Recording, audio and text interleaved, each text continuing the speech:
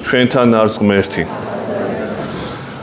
დღეს უნდა შევეხოთ ძალიან საინტერესო პიროვნებას, რომელსაც სახარება უწოდებს მეზვერე ზაქეს. ვინმე მეზვერე კაცი, რომელიც არის გონებითა და გულით, უფრო გულით ბავშვი, მაგრამ მიუხედავად თავისი ამ უბრალოებისა და თავმდაბლობისა, ის არის ძალიან ცოდვილი, იყო ცოდვილი ყოველ შემთხვევაში. და როგორ ხდება ბავშვი ეს ადამიანი? დღევანდელი დღიდან იწყება ერთგვარი მოსამზადებელი პერიოდი დიდი მარხვისათვის. აი მომავალი კვირა არის უკვე კვირა მეზვერისა და ფარისევლისა. შემდგომარი უძღების შვილის კვირა და უკვე შეუდგებით ამ მოსამზადებელ პერიოდს, მაგრამ აი დღევანდელი დღიდან იწყება იმაზე საუბარი ეკლესიაში, თუ რა არის საფუძველი სულიერი ცხოვრებისა.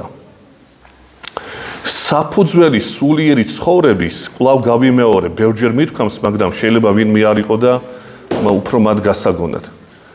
პირველი სულიერი ცხოვრების საფუძველი არის გამოფხიზლება. გამოფხიზლება რას ნიშნავს? აი შეიძლება ადამიანი დაბერდეს ეკლესიაში, გამოფხიზლებული არ იყოს. პირველი გამოფხიზლება ნიშნავს იმას, რომ მე ვაცნობიერებ ჩემ წარმავლობას, ყოველ დღე შეიძლება წავიდი აქედან. მე მოკვდავი კაცი ვარ. პირველი, ეს თუ მე არ ვიცი, უпроსორად ყველამ ვიცით, მაგრამ როგორ ვიცით? რა დროს ეგ არის? ხო ასია ჩვენი ცხოვრება. ჯერ ამისი დრო არ არის. ჯერ სახლი მაქვს სასაშენებელი მე. ჯერ ოჯახი მყავს მისახედი მე. ჯერ ფული მაქვს საშოვნელი და ასე შემდეგ. ყველაზე რეალური არის ის, რომ ხვალ შენ აღარ იქნები და კუბო გელოდება ადამიანს. ყველაზე რეალური ეს არის. სანამ ადამიანი ამას არ გააცნობიერებს თავის მტერს, სიკვდილს, ის გამოფხიზლებული არ არის. და არის ეკლესიაში რაღაცებს აკეთებს, სულიერი ცხოვრება ეწოდება მისი გაგებით. არაფერი სულიერი ცხოვრება აქედან არ იწყება. სუტყვილი და ხიბლია ეს. სულიერი ცხოვრება იწყება მაშინ, როდესაც მე ვაცნობიერებ, რომ ჩემი მტერი ჩემს გვერდით არის სულ და მტერი ჩემი არის სიკვდილი. თუ ეს ასია და ჩიხში ვარ მე, მაშინ გამოღვიზება ხდება. რა მეშველება მაშინ? თუ მე მოკვდავი ვარ ყოველ წამს, მაშინ სად არის ხსნა? და კაცი ეძებს მერე რომელიღაც რელიგიაში. ამაზე ვილაპარაკეთ, ამას აღარ დაუბრუნდები, აღარ შეგაწყენთ თავს. აი ქრისტიანობა ეუბნება, რომ სიკვდილი არ არსებობს. ქრისტიანობა არის სიცოცხლის რელიგია. და სიკვდილი აი მას, რომელსაც ჩვენ სიკვდილს ვუწოდებთ, ეს არის დაძინებულობა მხოლოდ და მხოლოდ. გარდაცვალება ერთი ფორმიდან მეორეში. ვიღაცისთვის სიკვდილი სიკვდილია. ქრისტიანისთვის ეს არის გარდაცვალება.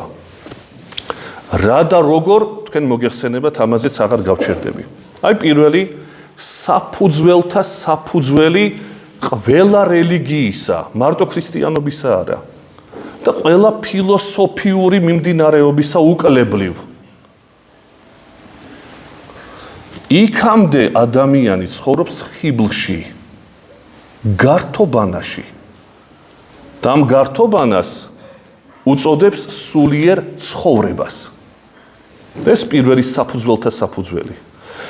და როდესაც გამოფხიზლებას იწყებს ადამიანი, მეორე და ალბათ განუშორებელი ამ პირველისაგან, ეს არის თავმდაბლობის სათნოება. თავმდაბლო უბრალოება უბრალოება სიმარტივე კი არ არის, თუმცა სიმარტივეს თავისი დადებითი მნიშვნელობაც აქვს.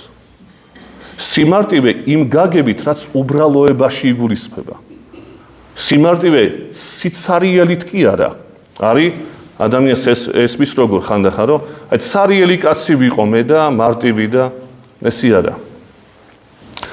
ბიბლიაში ნათქვამია, რაც უფრო დიდი ხარ, მით უფრო უბრალო უნდა იყოვო. აი ეს სიმარტივე იგულისხმება და არა twin ცარიელი რო ხარ, ლიტონი კაცი რო ხარ, არაფრის გონზე რო არა ხარ და უბრალო კაცი ვარ მე, არ ცოდნა, არ ცოდვა და რაღაც სისულელებს რო გავიძახით ხოლმე.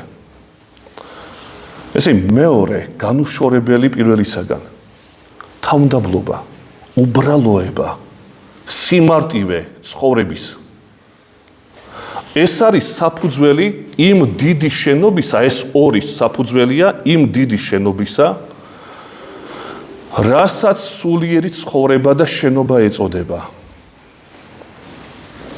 მერე დანარჩენი, ყველაფერი მნიშვნელოვანი, სიმშვიდე და ასე შემდეგ, მაგრამ სიმშვიდე თავდაბლობიდან გამომდინარეობს სიყვარულით და ყველაფერი, რაც კი სათნოა და სათნოებას უწოდებთ, ყველაფერი გამომდინარეობს აი ამ ორიდან, განსაკუთრებით თავდაბლობიდან. აი სწორედ აი ამ ადამიანზე უნდა ვისაუბროთ, ზაქეზე, რომელიც არის თავდაბლობის ნიმუში. თხრობა სახარებისა ასეთია. მაცხოვარი ჩადის ქალაქ იერიქონში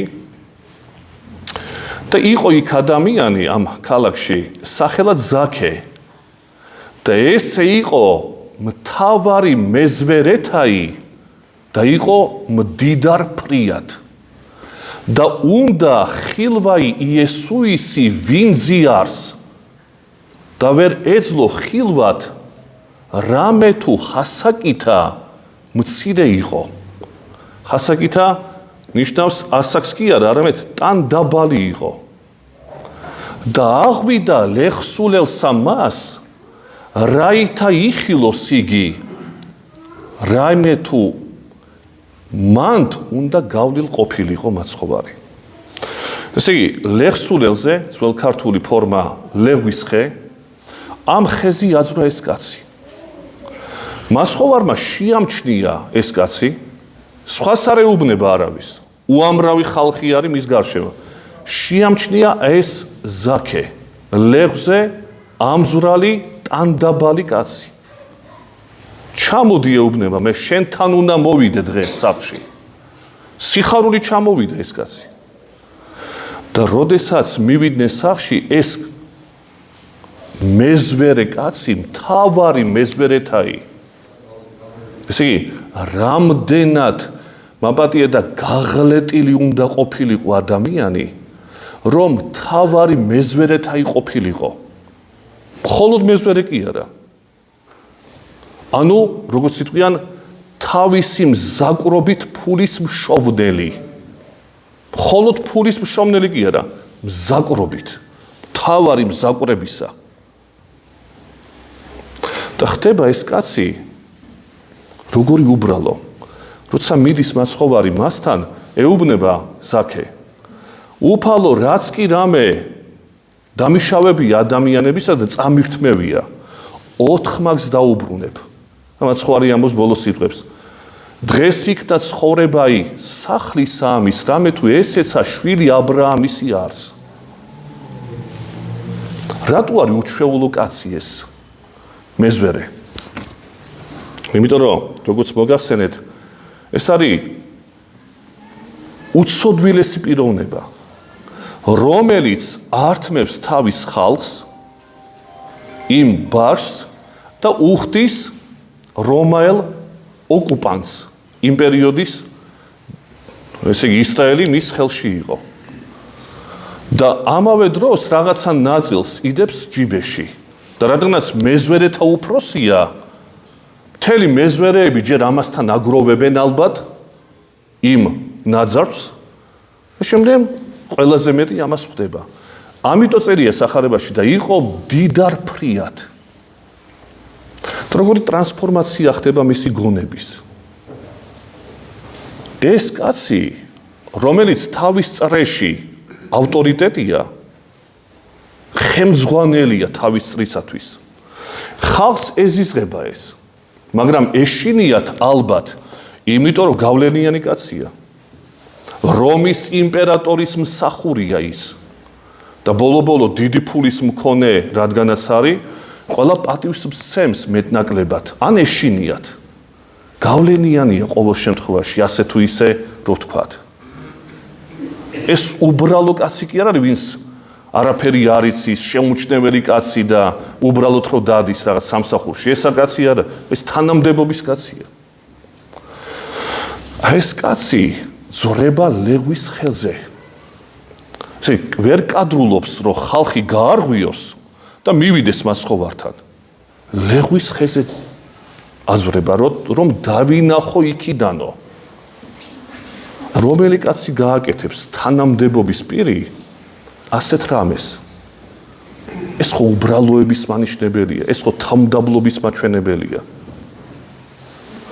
აი სწორედ ეს რო დაინახა მისი უბრალოება მაცხოვარმა, ამას მიექცია ყურადღება.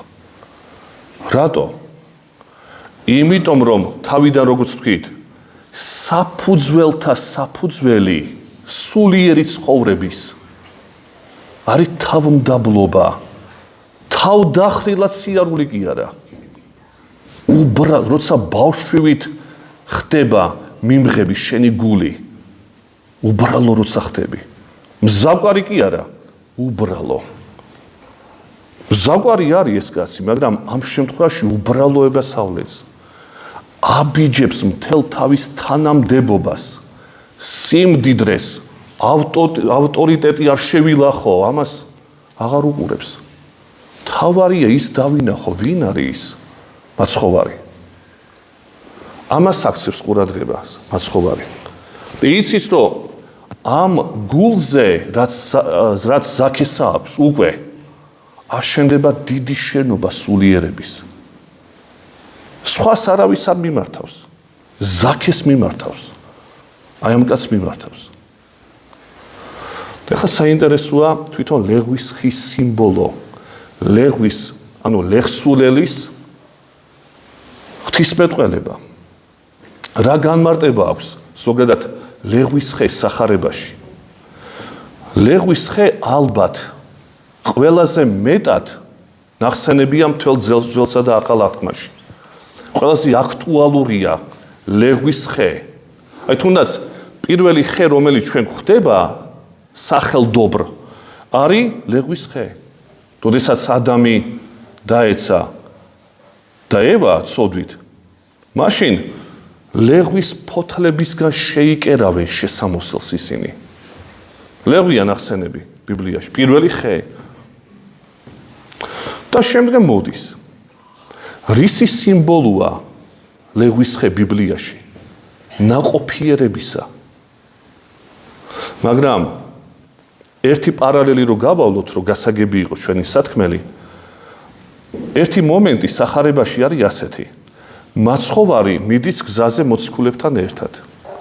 დაინახავს ლეღვის ხეს, რომელიც ძალიან ლამაზია, შემშია მაცხოვარს და მივიდა, ეგონა რომ როგორი ლამაზიც იყო, ნაყოფიც ასეთი ექნება.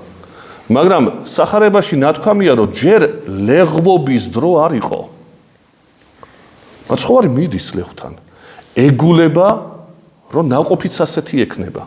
ლეღვობა არ არის ჯერ ადრია. და დასწევრის ამის გამო ამ ლეღვს. მეორე დღეს ჩაივლიან კვლავ და მოციქულები ამბობენ, გახმა ლეღვის ხე.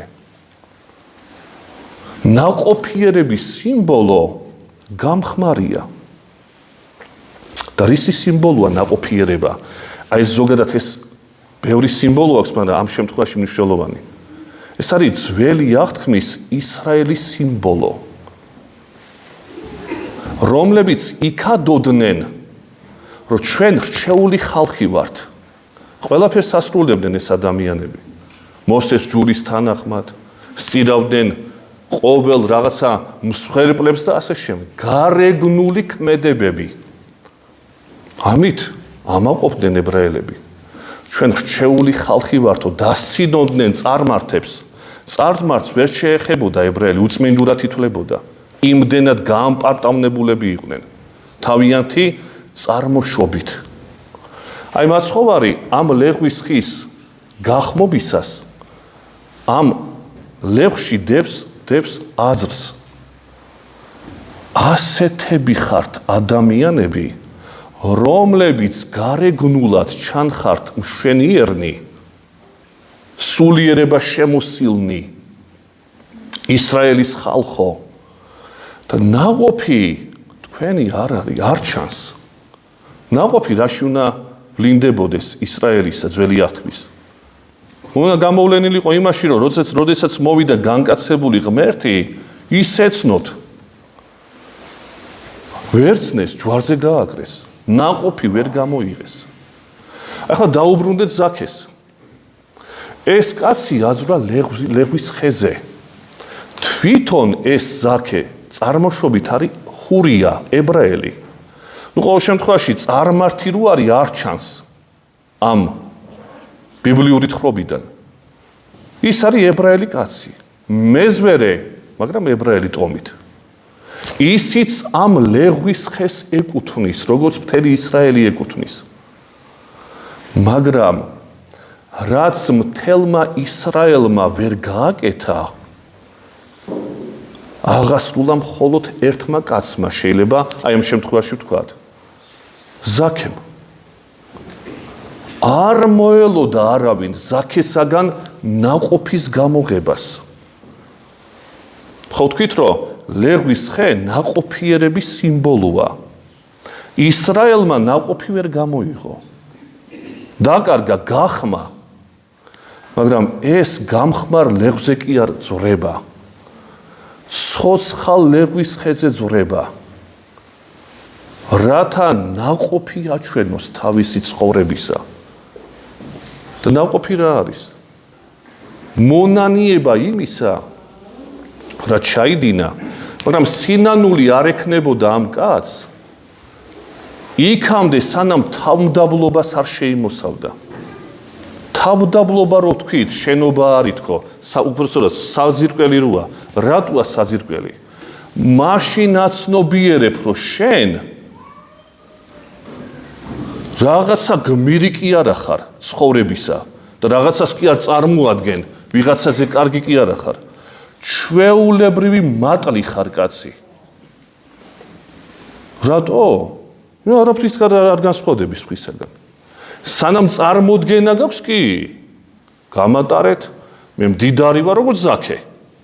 თანამდებობის კაცი, მდიდარი ვარ, უფროსი ვარ, მძარცველი ვარ, როგორი ძლიერი ვარ. ავტორიტეტი კაცი იყო, რაში ჭირდებოდა ახლა ამას? 4 მაგს დაუბრუნებ ხალხს, აი და სჭირდება. არაფერში. ცხოვრობდა მშვენივრად. ირთულებს ცხოვრებას. თავისი ბავშვური საქციელით. ის რაც მანამდე ეგონა რომ ძლიერი იყო, აღმოჩნდა რომ ღვთის თვალში არის ნული. ბავშვია. აი ამ ბავშვობამ უშველა ამ კაცს. სიბრიყვემ არა, უბრალოებამ. სიბრიყვე და უბრალოება ერთ და იგივე არ არის. კიდევ ერთხელ გავიმეორებთ, რომ რამდენადაც ბრძენია კაცი, იმდენად თუ უბრალოება არ შეიდარჩუნა მან, რაც თავმდაბლობაა, ვერაფერს ვერ გახდება სულიერებაში. ვერც სულიერებაში და ვერც ურთიერთობაში ვერ გამოდგება ეს კაცი. სულიერება რო გვერდზე დავტოვოთ, ყველაზე რთულად ურთიერთობა ვისთან არ შეუძლია ადამიანს, ესე ვთქვათ, ამპარტავანთან, რომელსაც გონია, რომ დედამიწის ჭიპია. იმ ადამიანთან არავის ურთიერთობა არ უნდა. რატო? იმიტომ რომ ჭკუა ნაკლულია ასეთი. ამპარტავნება ფსიქიური ავადმყოფობაა ადამიანთან. მარტო რელიგიური ავადმყოფობა კი არა. ფსიქიური დაავადების მქონობაა. აი რომ დაუკვირდით ადამიანებს. ძალიან მარტივი, ვინც ბაქაბუქობს, ის არის ცარიელი კაცი. შეიძლება რაღაცა იცოდეს, მაგრამ ცარიელი კაცია. და ეთყობა რომ ჭკუა აკლია ამ კაცს. რაღაცა ვერ არის თუმცა დალაგებული ჭკუისა. შეიძლება ფსიქიატრიც, ფსიქოლოგი დაჭირდეს ხვალდაზე ეგ. იმიტომ რომ რეალურად ვერ უყურებს თავის ცხოვრებას. არა რეალურ სამყაროში. სადღაც თავისი სამყარო შექმნა და იქ არის ძალიან დიდი. ამ დროს რეალობაში არაფერს არ წარმოადგენს, როგორც ზაქე. მანამდე სამყაროში ცხოვრობდა, რომელიც ჩვენ მეტნაკლებად ვიცით, მხოლოდ და მხოლოდ მდიდარი, თავარი მეზვერეთა და მორჩა. იქ რამ ზავკრობას ჩადიოდა, ჩვენ ხო არ ვიცით. რამდენი კაცი გაამწარა ამან, ოჯახები დაანგრია, ჩვენ ხო არ ვიცით.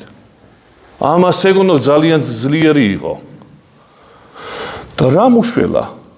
აი უბრალოებამ, აი თავდაბლობამ. ხეზი აზრა კაცი.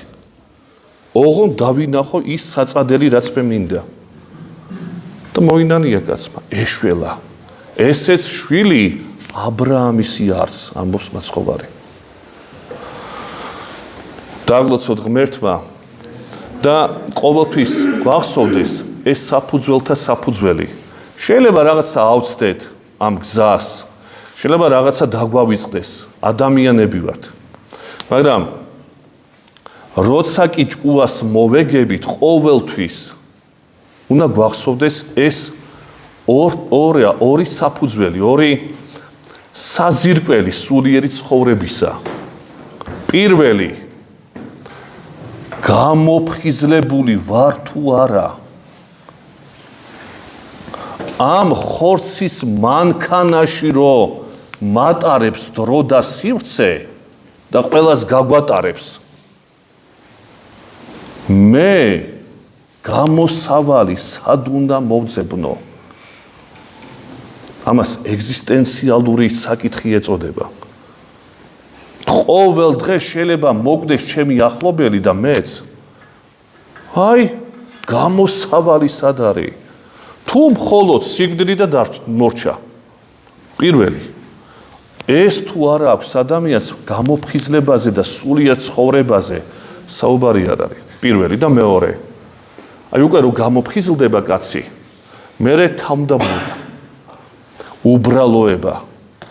ეს არ ნიშნავს, რომ წიგნი არ უნდა იკითხო და რაღაცი მჭირდება და მოკვდავი ვარ და წარმავალი. პირიქით, როცა გამოფხიზლება, უკვე გამოსავალს სახარებას კითხულობ, პავლენს კითხულობ, ბიბლიას ზოგადად, სად როგორ ცხონების წიგნი რო ქვია ბიბლიას, რატო ქვია მე იქ ვეძებ პასუხებს. ან ყურანი, ან რაღაცა ბუდისტური წიგნები. შენ უნდა მოძებნო. ჩვენ მოვძებნეთ ქრისტიანები ვართ ღმერთის წყალობით, იმიტომ ჩვენ სიცოცხლე გვინდა. ბუდისტს არ უნდა სიცოცხლე. ის ბუდისტურ წიგნებს კითხულობს. გამოსავალი უნდა მოძებნო. მანამდე რელიგიური კაცი არ ახარ. იმიტომ რომ ხიბლის მდგომარეობაში იმყოფები. და მერე უკვე თავმდაბლობა. იმიტომ რომ ეს უბრალოება თუ არა გაქვს, ვერ წარემატები. საცოდავ დღეში აღმოჩნდები ხვალდაზე ეგ. და ეკლესიიდან წახვალ. გონზი არ ახარ, რა ხდება. მერე სხვა დადარჩენი. გაკურთხოთ უფალმა და მოგცეს, როგორც ყოველთვის ვამბობთ, გული გონიერი. ჯვარი გეწეროთ.